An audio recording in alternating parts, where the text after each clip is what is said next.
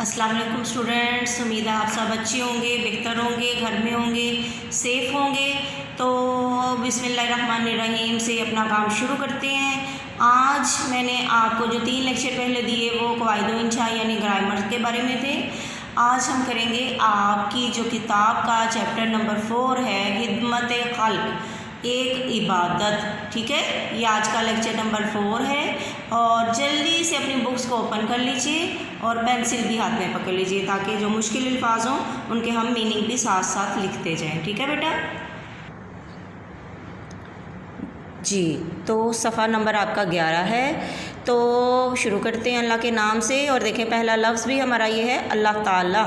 اللہ تعالیٰ ان لوگوں کو پسند فرماتا ہے جو اللہ کی یا اس کی مخلوق سے، مخلوق کا مطلب ہے اس کی بنائی ہوئی چیز۔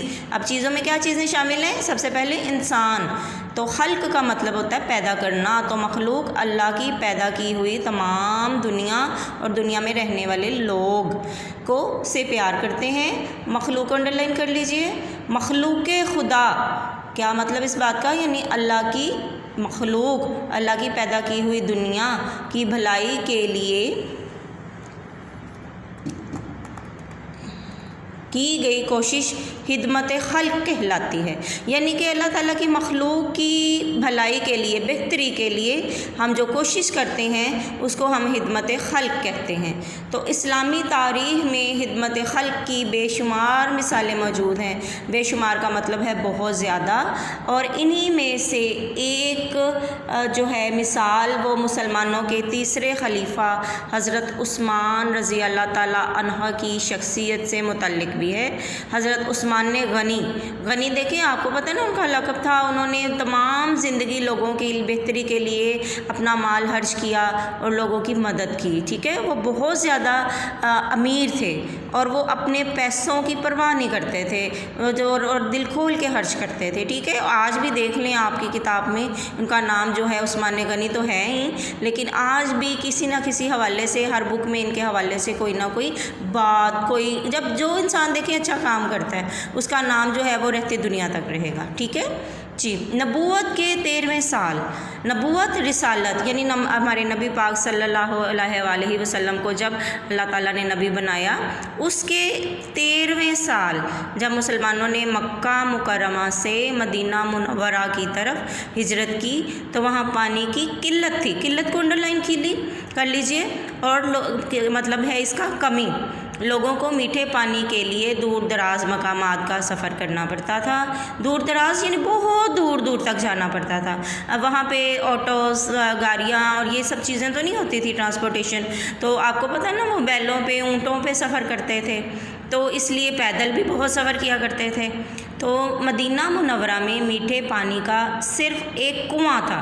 اب ظاہر ہے جیسے گھر بیٹھے ہم لوگوں کو پانی کی کتنی سہولت ہے، لیکن وہاں پہلے زمانے کے لوگ جو تھے وہ کنویں سے پانی نکالتے تھے۔ دیکھیں آپ کی بک کے اوپر بھی یہ کنویں کی تصویر بنی ہوئی ہے، تو وہاں پہ کنواں تھا اور وہ بھی میٹھے پانی کا، اور اس کنویں کا نام تھا روما کا، بیر روما یعنی روما کا کنواں، یعنی جس کا مالک ایک یہودی تھا۔ وہ یہودی مسلمانوں کو مہنگے داموں یعنی بہت مہنگی قیمت پر پانی فروخت کیا کرتا تھا۔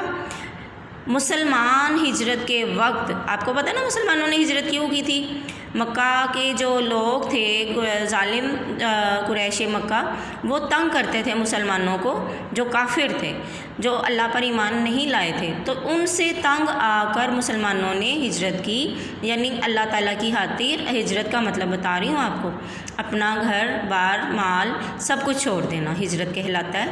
تو مسلمان ہجرت کے وقت اپنا گھر بار اور مال الاسباب مکہ مکرمہ میں چھوڑ آئے تھے، اس لیے ان کے پانی خریدنے کے لیے ان کے پاس تو پیسے بھی نہیں تھے، تو مسلمانوں نے اپنی پریشانی کا اظہار کا مطلب ہے ظاہر کرنا، اپنے نبی حضرت محمد صلی اللہ علیہ وآلہ وسلم سے کیا۔